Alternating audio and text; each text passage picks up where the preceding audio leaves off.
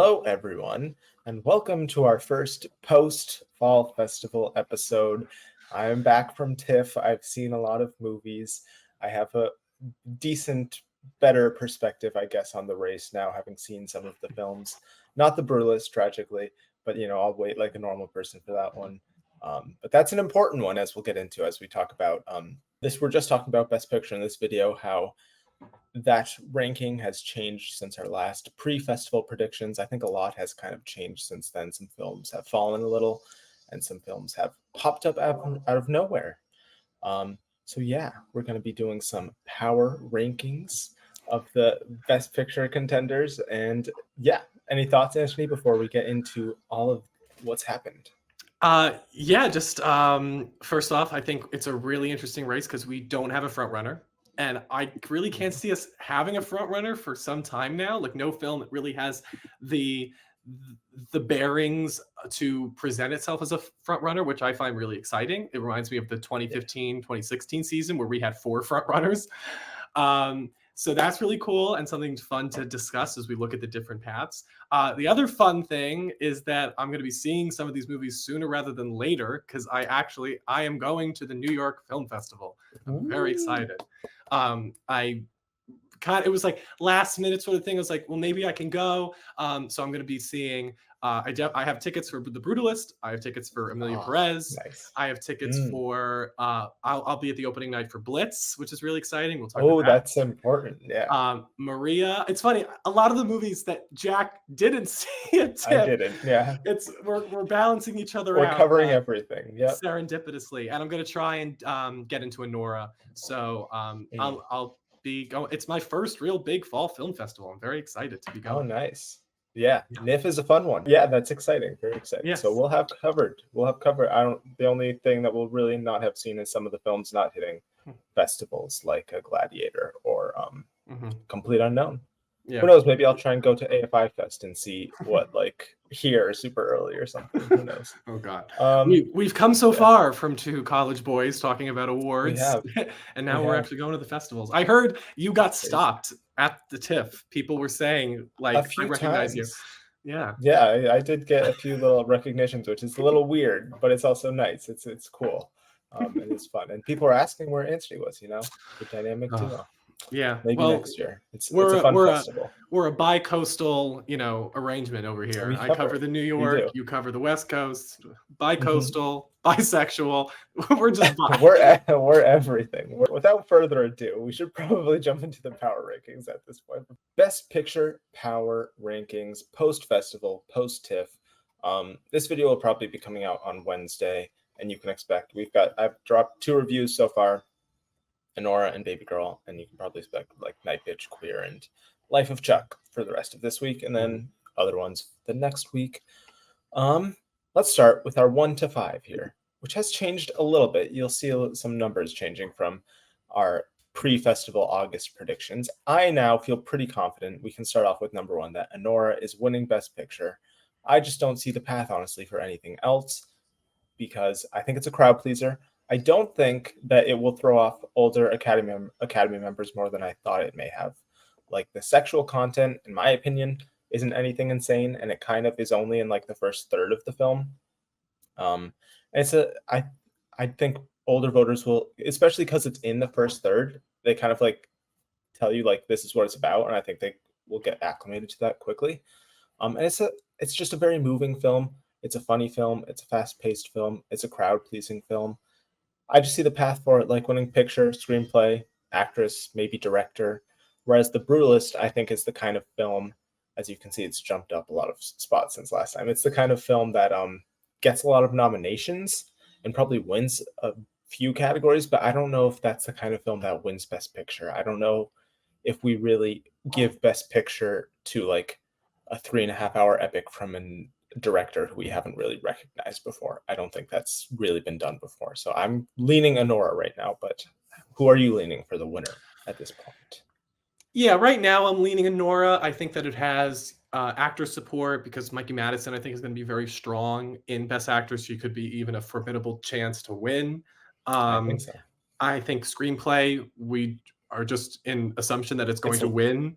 Pretty Um, easy. Yeah. Original screenplay. I think director has a very good chance. He could go. He could just win that top three. So it just has a lot of all around support. It has won a festival already. So I think that helps it a lot as well, as far as people have seen it and people have garnered it out of the door. They were like, out of the gate, we wanted to support Honora. Um, I do think that you bring up like the first half an hour being the more sexually explicit part. I do worry because, of course, you look at something like Pieces of a Woman, where I think that reason that film could not go beyond Best Actress with Vanessa Kirby as far as getting other nominations that people were expecting was because the first half an hour was the toughest to watch. Now, I'm not saying there's The difference is this is fun. tonal. Yeah, I think the fun helps, but I also think that there are people who, if you're watching this at home and you think that, oh, the first half an hour is like maybe the roughest to get through, there might be some people who would turn it off. I don't think that's going to be the case with this, because I do agree. I think the tone is different here. I just worry because Sean Baker has never really been appreciated by the Academy at large. The Florida Project got one nomination for Willem Dafoe, and Tangerine didn't do anything. Red Rocket didn't do anything. So like, it just seems like such a light switch for now Honora to be the front runner. This is more accessible though than those ones, I will say. So that's why I'm looking forward to see it, and I can speak on it with more accuracy. But right now, I think you're right. We can move on to The Brutalist. To me, I'm not super like negative on on its prospects based on the runtime. I think that the thing about a runtime is you have to use it well. There's an old quote. I forget who it's attributed to, but might be Roger Ebert, but I'm not sure. But it's there's a great movie is never too long, and a bad movie is never too short. And so people have it's been proven that this is a movie that uses its runtime well. It's really well crafted. I do think if they feel Sean Baker is taking care of its screenplay, then maybe Brady Corbett can, really stake a claim in director. And then Adrian Brody could be formidable in actor. Of course, we have Guy Pearce and Felicity Jones in the supporting categories. So, like, The Brutalist also has a lot of different paths.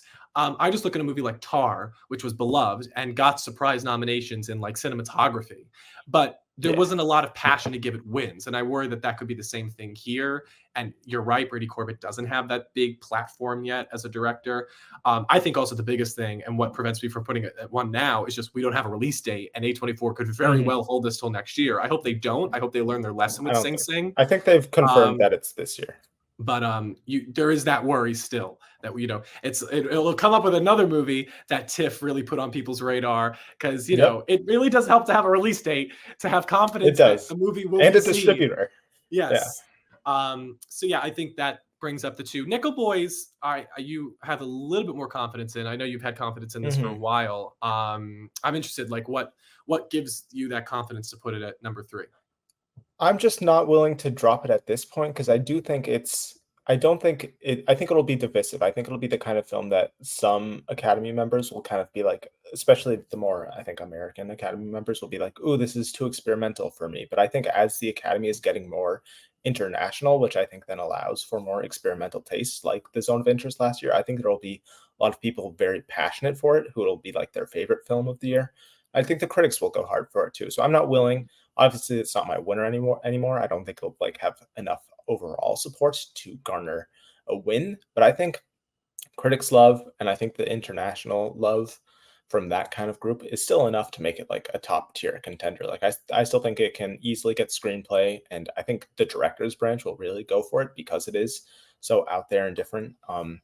I think maybe Anjanou Ellis-Taylor could still get in there, and I think cinematography is definitely, given how unique it is, I think a possibility for a nomination too. I'm not willing. I think it depends. More people need to see it. Obviously, is it at NIFF? Will you be seeing it at NIFF? It is at NIFF. It's at NIFF. Just the schedule, I don't know if it's going to work out for me to see it. And because it's their opening night, so of course there's a lot of attention on. I think that's a good festival for it to play at, though. I think the New York crowd, that's a good place. I think it'll probably, because it was a little mixed, like lots of people loving it at Telluride, but then obviously some people not loving it. I think the New York crowd will probably like it even more. Right now I'm worried that because the vibe of getting off of it is If Beale Street Could Talk. We're definitely a well-regarded movie and a well-respected movie, but will it get enough support make it in. I do think though Mhm. that was a year where there wasn't the mandatory 10, and had there been the mandatory Yeah. 10, maybe if Bill Street does get in. So that's something to keep in mind. Yeah, I just think that right now, because of the big risk it takes as far as its execution of how Mhm. it's doing this first person point of view, I want to get like more people's eyes on it. And there are other movies Yeah. that I think, given the talent behind it, given the other branches support that I assume will go along with it, I feel more confident. So Nickel Boys for me is at 6. That's fair. Yeah, yeah. I can see that. I think it still should probably be in the top 10. I'm not willing to completely drop it at this point. Maybe I'm being Mhm. stubborn, but I feel like it will gain more positive buzz as the season goes on and we hit Yeah. more like critics and stuff like that. Mhm. But we shall see. Number 4, Amelia Perez is an interesting contender. When I first saw it, I liked it. The more I think about it, honestly, the less I like it with some of the messaging going on. I think it's a little messy. I think I might need a rewatch to completely solidify my thoughts on it. But I mean, the thing that I'm most confident in about this is Zoe Saldana steals the entire movie. She's just Really? incredible in it. Yay. She is so good. She is like, it's the kind of performance where it's like, obviously she's a great actress, and we all knew that, but it's like, even for a great actress, it's like a revelation. Like, okay, I didn't know you had this in you. And Mhm. she has like all of the musical scene standouts. She's at the center of, as we see in the supporting actress category in particular. They love musical performances. Just recently with Ariana DeBose. So I feel pretty confident that supporting actress is probably going to go to her. I don't know if it's going to contend to You think win she'll anything win? else. Yeah, I think she's going to win. Oh, Yeah. let's go. I don't All know right. who else it would be, because I saw Danielle Deadwyler in the piano lesson. That's definitely a supporting performance because she does disappear for chunks of the film. So that's the right category. My But it just wasn't anything like surprising. I was like, yeah, she's good in the role, but like the film wasn't great. And I don't mhm. know. My worry with Daniel Deadwyler is just that I currently don't have piano lesson getting into picture, and I do think at this No, point it's not close. I rather throw my prediction behind somebody who I feel confident will get into picture, because usually that It's a helps. top 5 Though contender. it's not Yeah. necessary, especially in the supporting categories. I have Amelia Perez at 2. Now I haven't seen this yet. I'm Yeah. seeing it in a couple weeks, but I think what makes me excited for this, setting aside the fact that longtime viewers of this channel know that I love musicals, Yeah. Hmm. is I think this really feels distinct. I feel like this is going to be exciting for people. I think it's going to be very accessible being on Netflix. I think the cast is one of the better casts, just because you have people like Selena Gomez, you have people like Zoe Saldana, and then you have newcomers within the cast.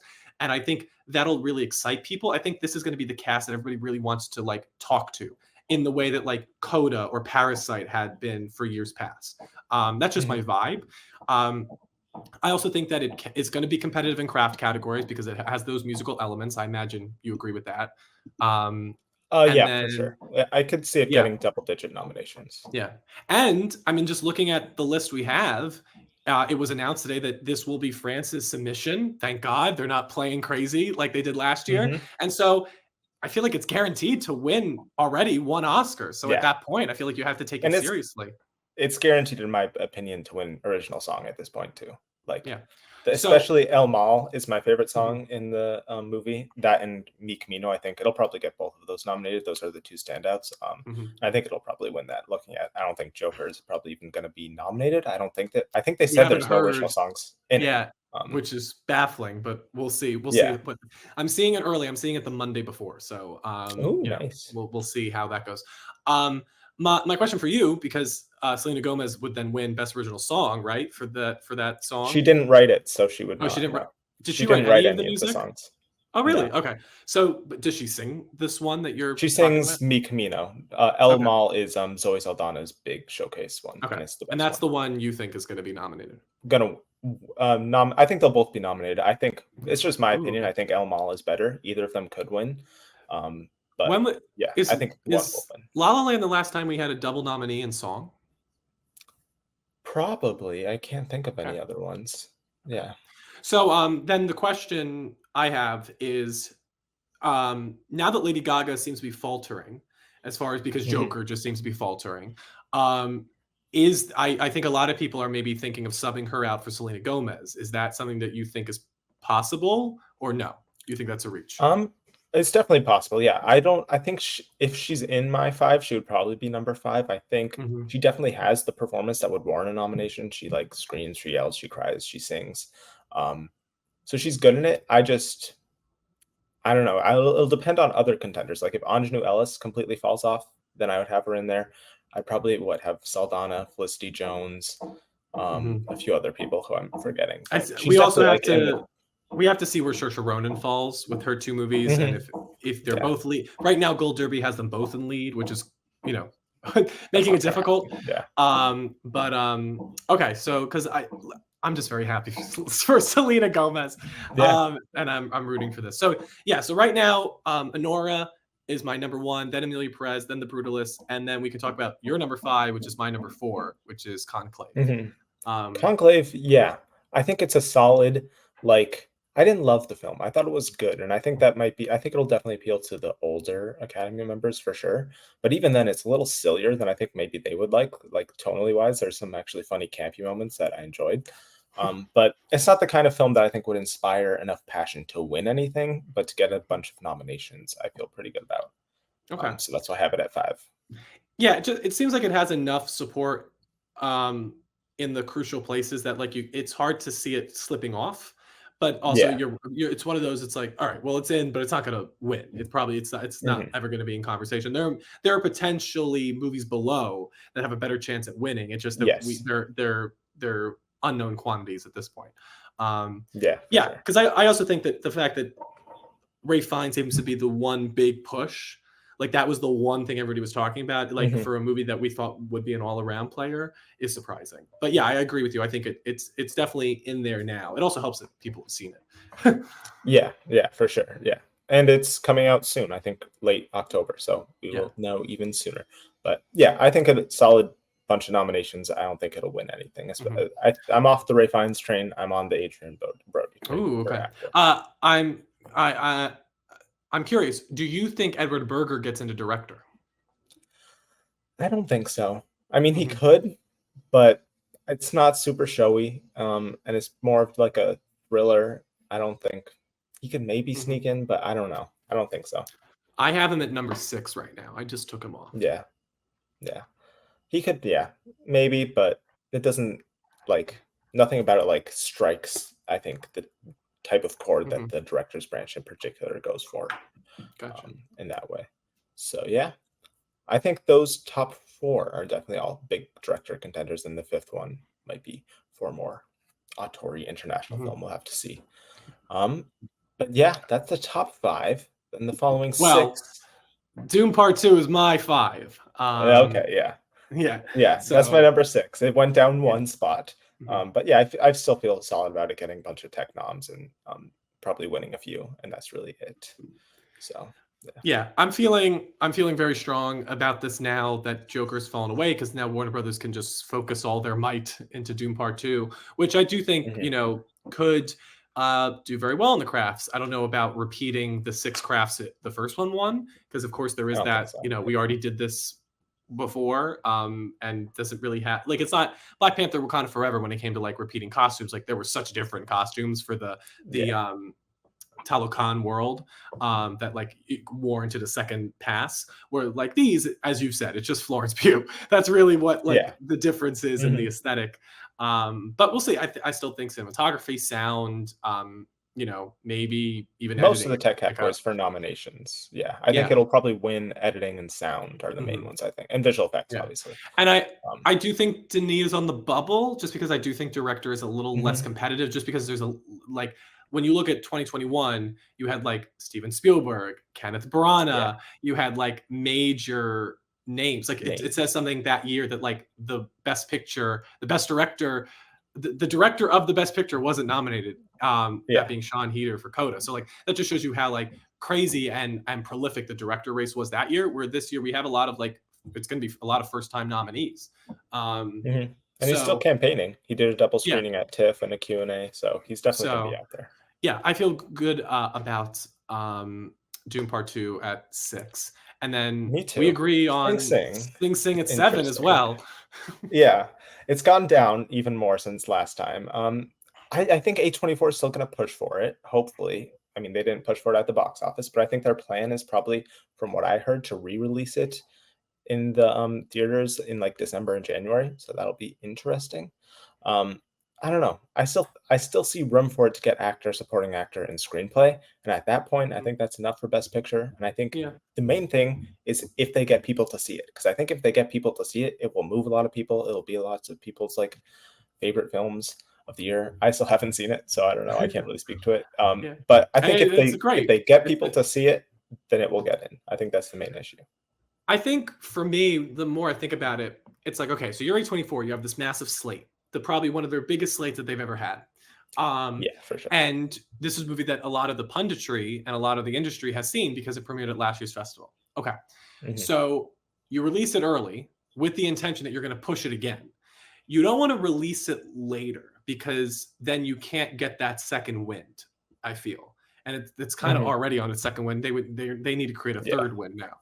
And so to me, I feel like they're waiting out to see their other contenders. They want to see what's going to happen with the Brutalist. You saw Baby Girl, and that got Mhm. some warm responses, especially for Nicole Yeah. Kidman. But I get the sense with Sing Sing that they're going to want to do what Coda did, which Coda came out at the Mhm. Sundance Film Festival in January, and then it debuted on Apple TV Plus and select theaters in August.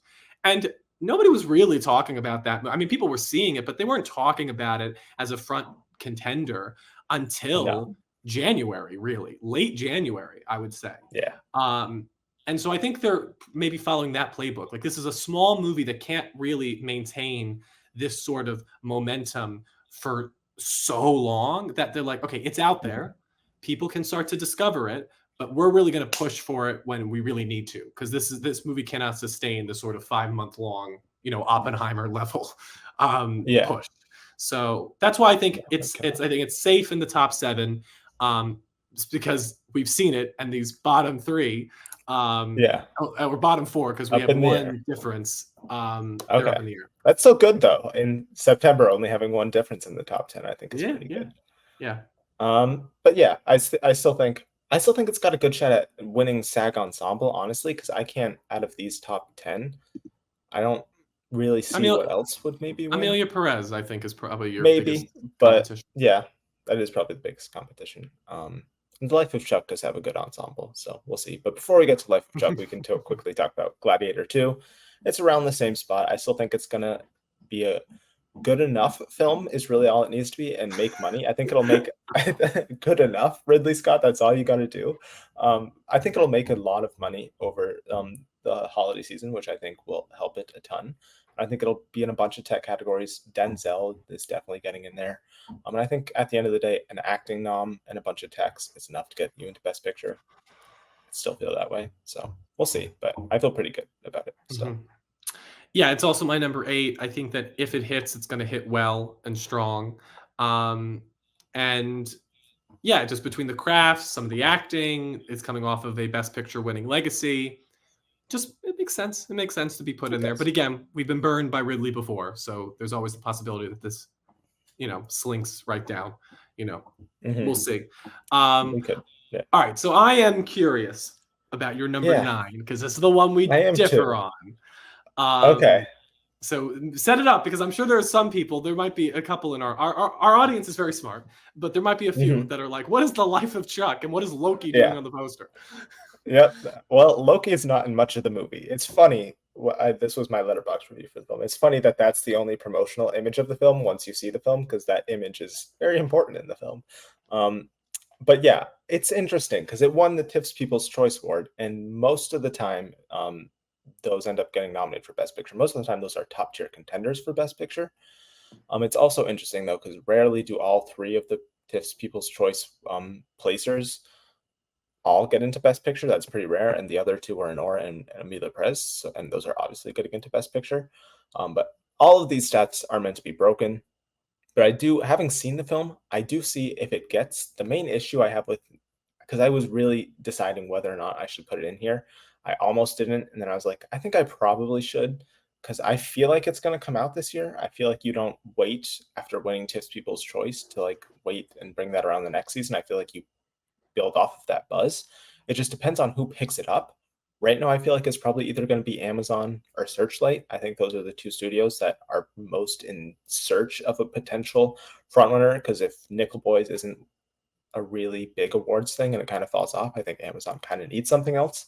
And Searchlight, that we'll get to their biggest contender, I think is still kind of a mystery with a complete unknown. So if it's one of those two, I'll feel more confident about it.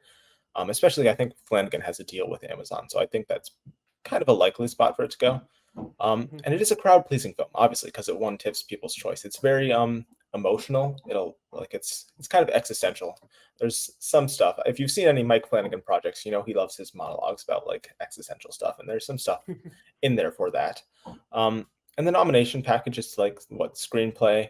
I think it could maybe get score. I lots of people are talking about Mark Hamill for supporting actor, which if there's going to be an acting contender, I would say it's probably him. He does have a monologue towards the end of the film about choosing a more realistic career path rather than an artistic career path that I think will probably hit for a lot of Academy members. So I think that has potential. I don't know. I'm not super confident in it, but I see the path of like if it gets a proper release, it's going to resonate with a lot of people. So Yeah, I toyed with it, but I just think there are too many question marks around it. Just with people seeing it. I also think that listen, Stephen King adaptations, you know, sometimes they're well regarded, sometimes they're not. I know this has been, you know, it won the award and people seem to be liking it, but among, you know, the industry, like Shawshank Redemption, yes, it got in, but it, you know, it didn't go all the way. So like it's not like this is a proven author. And I think with the structuring of the movie too, it doesn't invite. It does have a very weird structure. I will It say doesn't invite broad appeal. The first Despite like 30 to 45 minutes is kind of um it's weird. You don't really know exactly what's going on, and I could see that some people may be turning it off at that point. But once you get into like, there's a dance scene in the second act that I think will be probably one of the best scenes of the year, honestly, with Tom Hiddleston. And then the third act is good too, even though it drags a little. But that first act is confusing, but it makes sense once you've seen the whole film because it's like a backward structure: Act 3, 2, and then 1. So it's interesting, but that first chunk is definitely the hardest part to get through. So yeah, I just think that personally at this point, a Mike Flanagan Stephen King adaptation that's told in like 3 sections going backwards, like to me, there's just too much that I feel like isn't up the Academy's alley. That let me wait to see if it's going to get a release date, because I think what the TIFF Audience Award usually does is it propels movies to be good box office hits. Green Book did very well after winning the TIFF Audience Award. You know, Jojo Rabbit did very well at the box office after winning the TIFF Audience Award. So like that's what I think needs to happen for Life of Chuck in order to maintain this momentum and get into this race. And right now we're missing that second part. So for me, I'm just going to go with the other movie that we haven't seen yet, but is coming from an Academy Award packaging from a proven team, and that's Blitz. Of course, nobody's seen this. We'll be seeing it in a couple weeks, and I'll be able to report from there, and we'll say if I'm right or completely wrong. But I just feel like whenever Steve McQueen makes a movie, especially post 12 Years a Slave, it's into the conversation. And this seems to be with the period, with Saoirse Ronan. I think Harris Dickinson is going to be buoyed by Baby Girl, and that could help him maybe even sneak into supporting actor. I just think that this, to me, this seems like there are more attributes that I can just rest on that fit in Oscar narrative. Exactly. You know, that's what the period helps with. So yeah, I'm going Blitz at number 9. And then we agree A Complete Unknown at 10, which I think speaks more to the other contenders than it does about A Complete Unknown, like confidence in that film. But I mean, there are just other Oscar contenders that we can just draw parallel lines to A Complete Unknown. And I blame Indiana Jones 5 on Disney and Lucasfilm than James Mangold. I don't think people who are going to bring up Indiana Jones 5 as a reason why A Complete Unknown won't get in here, I just don't think that logic is sound. I mean, the last movie he made before that was Ford v Ferrari, and that got into Best Picture. So I think that given the acting and, you know, maybe a craft here and there, you know, Walk the Line, I don't think I got into a Best Picture, but that was in the year of 5. And it won for Reese Witherspoon, and it got, I think, 5 nominations. So like, you know, James Mangold has proven in this space that he can get multiple nominations for his film. And so if this goes out, main push. So I feel more confident in those two. But again, A Complete Unknown being on this list really speaks about how those other contenders, I'm not going to pull the trigger on them yet. Yeah, yeah, I agree. I don't have a ton of confidence in it, honestly, because I don't know how much I trust like screenings and word on the street stuff. But they did go back to do reshoots, so but even then, if it's like kind of messy, they still love Bohemian Rhapsody.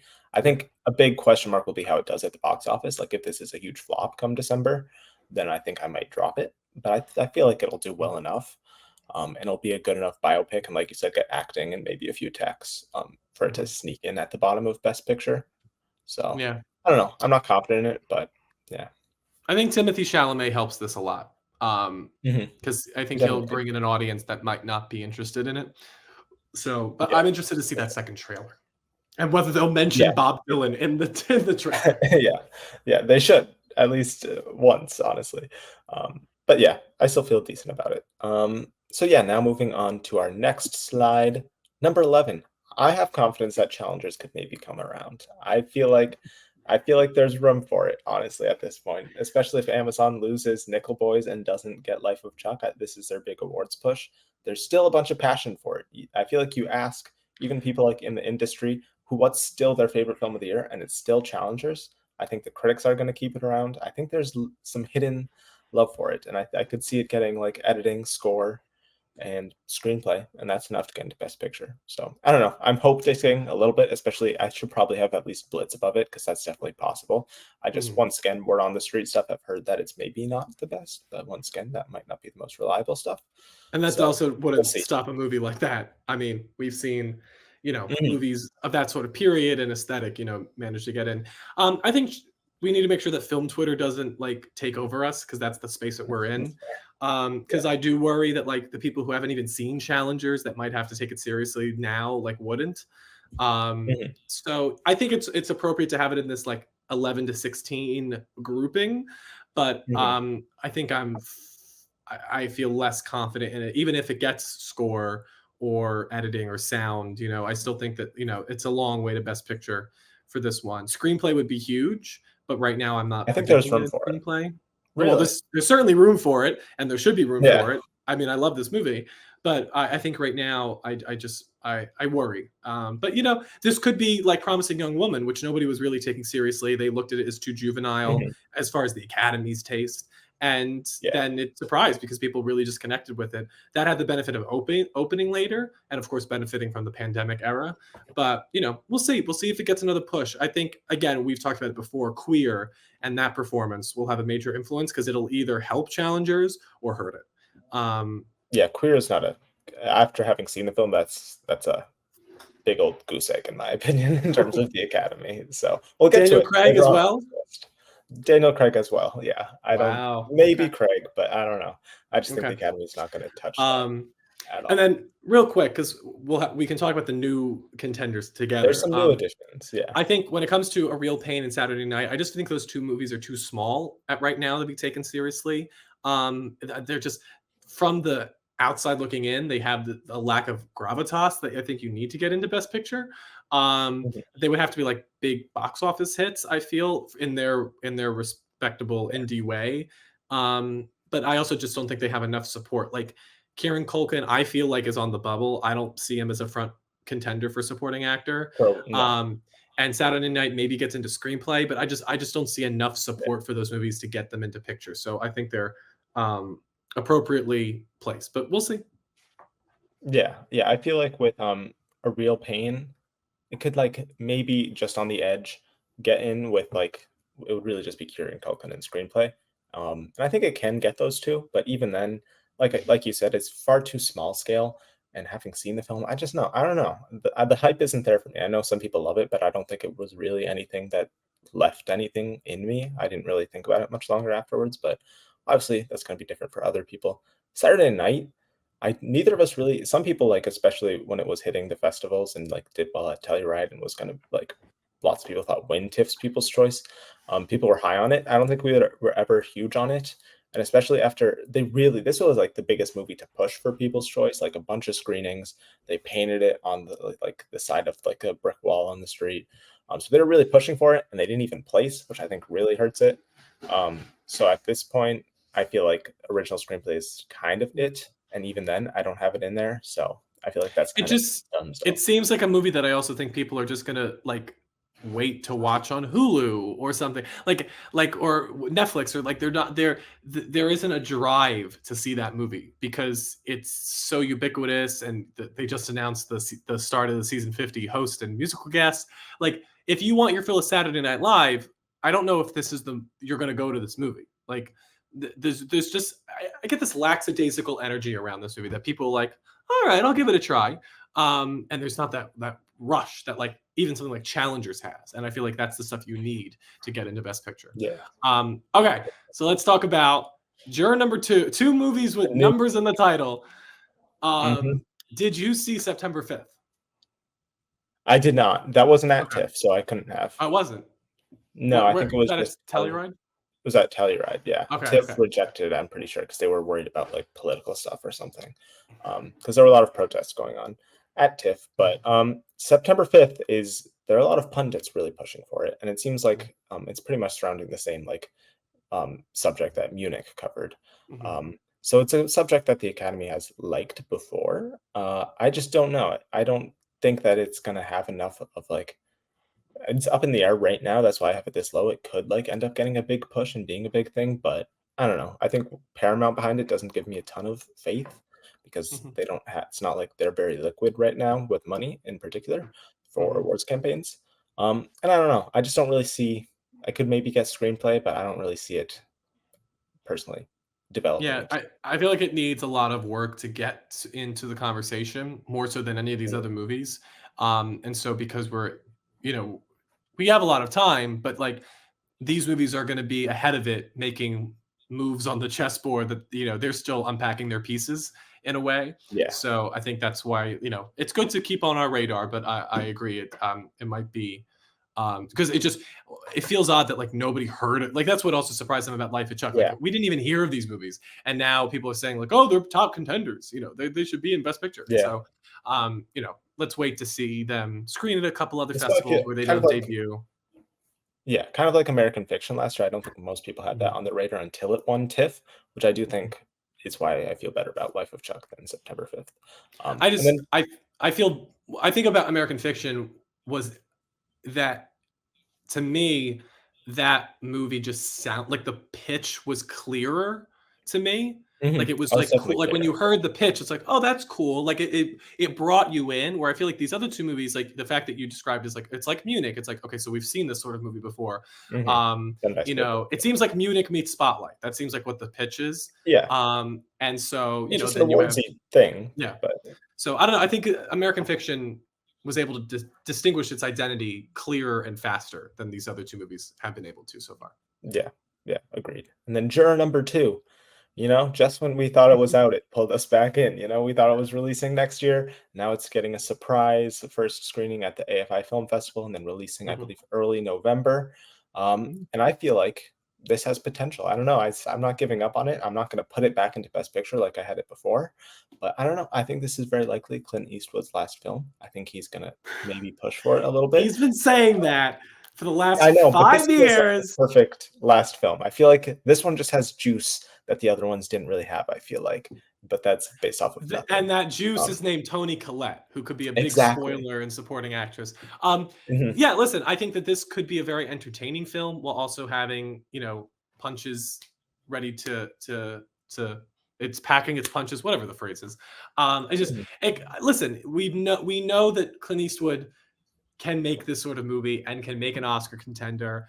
It's just a question of whether this is a late-breaking one too. Yeah, he's always a late breaker. Is this gonna? Well, usually he's in December, so like November, that's early for him if that's true. Yeah. So it's just a question: is this going to be American? I was going to say American Psycho. Is this going to be American Sniper, or is this going to be The Mule? We'll see. Yeah, and I do think, if not picture, I could see it kind of being like this year's Naiad, where it gets 2 acting nominations. I feel good about Toni Collette. I feel like that's just going to be a juicy role, and people are going to want to give her a nomination for that. And actor, without Daniel Craig, I feel like there is an open spot, and Nicholas Holt's role in this is once again very juicy with all the stuff he's going through as a character. One thing I will bring up though is just because the last time Clint Eastwood was really in the conversation in a major way for Oscars was 2014, 2015 for American Sniper. I do wonder, and again, this is a completely different conversation that we don't have time for here about people separating the art versus the artist. Wherever you stand on that, Yeah. it's just a question to bring up. People's relationship to Clint Eastwood now in this political space, because like, what is it like for him campaigning? Will he campaign? I think that's the question right now that will hold me back with juror number 2, is just like the coverage around the movie, because that's what ended up happening with Richard Jewell, is that people's Mhm. opinion of the movie was very different than people's opinion of the press around the movie, and like Yeah. the conversation was not about the movie, it was about Olivia Wilde's character and just all that had to do with that. And so that's the one thing I worry, because I do think Clint Eastwood in a post 2016 world doesn't get welcomed into the club in the same way that he might have been before. Just Yeah. take that Yeah. with a grain of salt. Definitely possible. But it is also worth mentioning that this is, I think, honestly, at this point, Warner Brothers number 2 to campaign this year after Joker fell off. It's Furiosa was never really a thing, but it definitely fell off. So I think after Dune, this is their other priority, I'd say. Probably their more above the line Yeah, priority. I'm getting the sense that what I'm surprised with is that the lack of Batman seems to really be upsetting people about Joker 2. And I'm like, we Oh, knew really? that. I feel like we knew this for a while, but I think that's really going to hurt the box office, because I think, at least with the first one, people were like, "Oh, what's this about?" And so I think, it might the lack of Batman might have, overstayed its welcome. And then the fans don't come out, and then if it's not going to get the cinephiles because it's polarizing and it's mixed, then I worry about where's Joker's fan base going to be coming from. um because then again, if it's the Yeah. actors, well, Joaquin Phoenix and Lady Gaga aren't like the most welcoming when it comes to that. Like, people seem to have very strong reactions to the two of them. So Yeah. I still think it's worth conversation. It's probably probably not for you. It should be in the It might 17 it to is on an 25. upcoming slide. I don't Okay. think it's not on this one, but it's on the one after that. Okay. But yeah, at this Um, point, these are like Room Next Door has gone down a little bit. It did win the Golden Lion, which is a nice little mhm. boost. But even then, I think that even from people who saw it at TIFF, some people loved it, who I talked to, and some people really didn't like it. So I think it's just going to be too divisive and kind of too And small to really it hurt amount. itself by putting Tilda Swinton into Best Actress with Julianne Moore, because basically Which they should do, but yeah, you're committing that one of them is not going to get nominated, and I fear that neither of them will get nominated because they're going neither. to split the Yeah. vote. So I just think that was an odd decision on their part when the campaign. Um, I think the rest of these are all worthy contenders. We have to see them. I think Nosferatu could go up the list because it has craft and it has the film legacy of Hmm. the original silent film, but Especially if also, it does well. yeah, if it does well, but we have to see like what's the angle. Is it going to lean too much into the horror space? Because that's something that's happened with The Substance, where I think it maybe is Yeah, too genre focused I to think be so too. taken seriously, even though a lot of people are raving about it. Um, and then Hard Truths, Baby Girl, Seed of the Sacred Fig. I just think all these movies are a little bit too small to get into Best Picture. But if Hmm. they get a strong fan base around them, it can like that sort of momentum that Everything Everywhere had, that Coda had. If that sort of support comes in any of these films, then they could rise in the rankings. Yeah. The thing with Hard Truths is Bleecker Street, because like if this was any studio that I think like knew what they were doing, I would feel very confident that Marianne Jean-Baptiste would get actress and this would get screenplay. I would be like easy because it was much better than I expected. It was one of my favorites at the festival. It was great. And Marianne Jean-Baptiste was probably my favorite performance, one of my favorite performances, at least at the entire festival. It's amazing work that she does. It's really good. So if it wasn't Bleecker Street, I would feel very confident about that. But at this point, I don't know. We'll have to see. They haven't really proved themselves yet. And yeah, like we said, Nosferatu, some techs, maybe. And then Baby Girl, I just think that's really Nicole Kidman is the main push there. I don't think it's quite the picture thing. I think I was maybe going a little too hard, but I was manifesting it being a great film, which it ended up being. It's one of my favorites of the year so far, if not my favorite. It's great. And I think it'll get some critics love, but I think all of the love for the film will be mostly towards Nicole Kidman. And that's probably it. Then yeah, See the Sacred Pig, maybe screenplay, an international feature. And that's probably it for that one. And then our last slide here, The Apprentice is our final new addition, just because it did get Briarcliff Entertainment, which is probably even worse than Bleecker Street in terms of distribution. But there'll definitely still at least be some talk about it. I don't think it'll end up getting anything, but I think it's at least worth having in the top whatever 26. But yeah, I don't think anything's going to really materialize there. But we'll see. Who knows? It is a big topic, and I'm sure big performances. Yeah. Jeremy Strong yeah. was on Colbert this week, which it just seems that wow, we're really pushing. We're pushing for this movie to promote this. Oh wow. Yeah. Well, yeah. I mean, he was talking about Roy Cohn being like one of the most awful people, awful humans to ever live. So I assume he was talking about this movie because that's of course the character he plays. Yes. But yeah, I just think this movie. I mean, setting aside the Trump of it all. It's very graphic. I feel like I just don't know who this is going to appeal to in a mass way. I mean, even the Adam McKay movies, which had I think a similar sensibility, at least knew not to be graphic. They were sleek and fun. Even something like Vice, like it was able to have fun with itself, like the early credits and just Sam Rockwell's performance.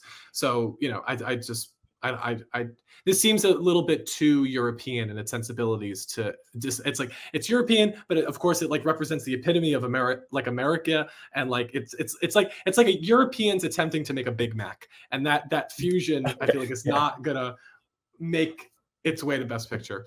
No. Yeah.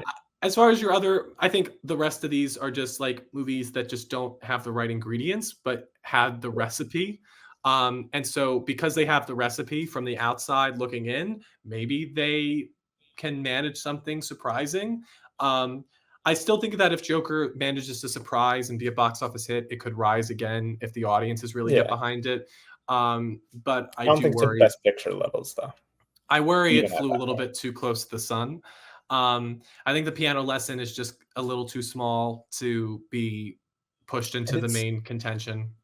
It's not.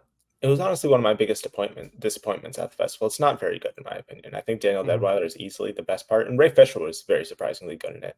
But like I could see the potential for a great film too, but it really does not, unfortunately, rise above being a very stagey film. Like there's a few moments where it like tries to be more cinematic, but it's still just very people talking and getting into fights in the same room the entire film.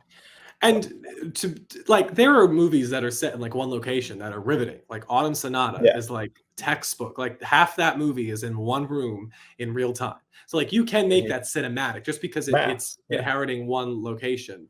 It doesn't, mean that you can't do it. No, it doesn't really work though. Yeah. And then we talked about Queer. Night Bitch. The thing about Night Bitch is that it seemed to get a little bit more positive reactions than people were expecting based on the trailer. And I do think it's on the bubble in actress and adapted screenplay. Like it's in this number 6 position for both. And so let's say one of those screenplay, but actress, Well, what would you put in adapted screenplay ahead of it? Ahead of like the top 5? Because I can pull up my list. I would definitely have like because I just feel like Amy Adams is even on the bubble. I do think even though it got some good reviews, I feel like it's still just going to be too divisive overall. I agree, which is why I would put it a little higher than where you have it, but not. It's definitely not on like even like the 11 to 15 bubble. But so I think that I'd have Nickel Boys, Life of Chuck, Sing Sing, Conclave, A Complete Unknown, Dune 2, Amelia Perez, all above it in screenplay. Amelia Perez is not adapted, is it? It is. It's based off of something, but I'm pretty sure it's adapted. Then Gold Derby needs to update because they have it in original.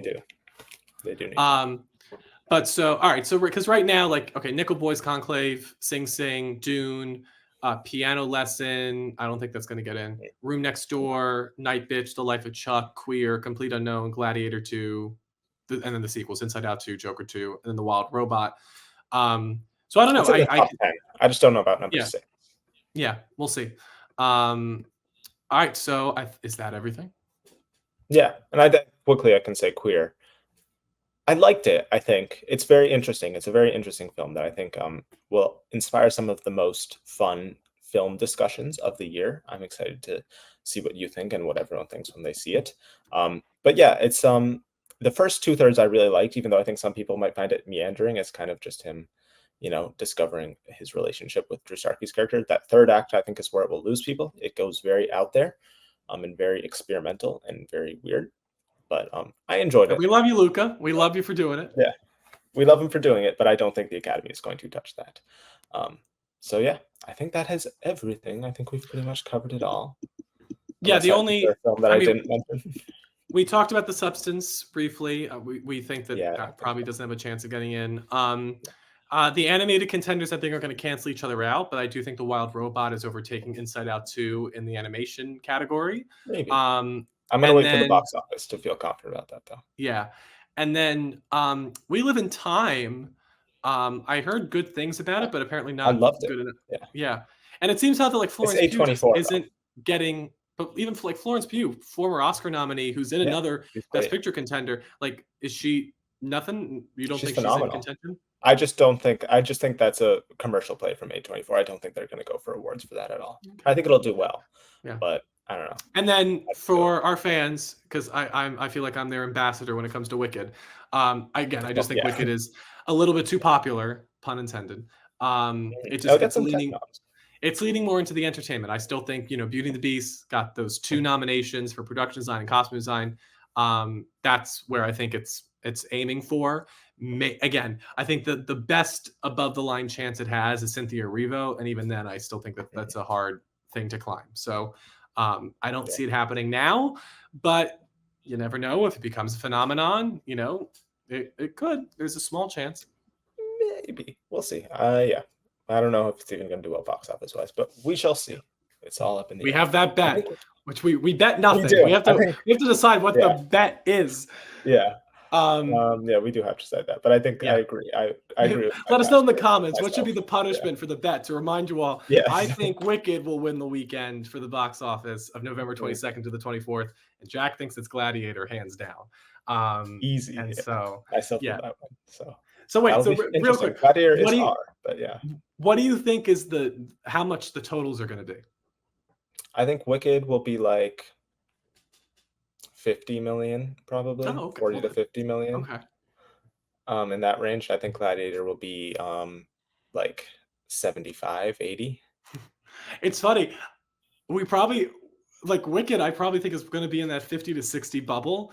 I just think Yeah. Gladiator, because it's rated R, and also it's not going to have the premium screens. At least not all of them, because I believe Wicked at least has IMAX. They might splinter them throughout the day, to share them. Mhm. But I would probably put Wicked around like maybe 50 to 60, and then Gladiator around like 40 to 50. It's going to be close. I think it's going to be real close. Yeah.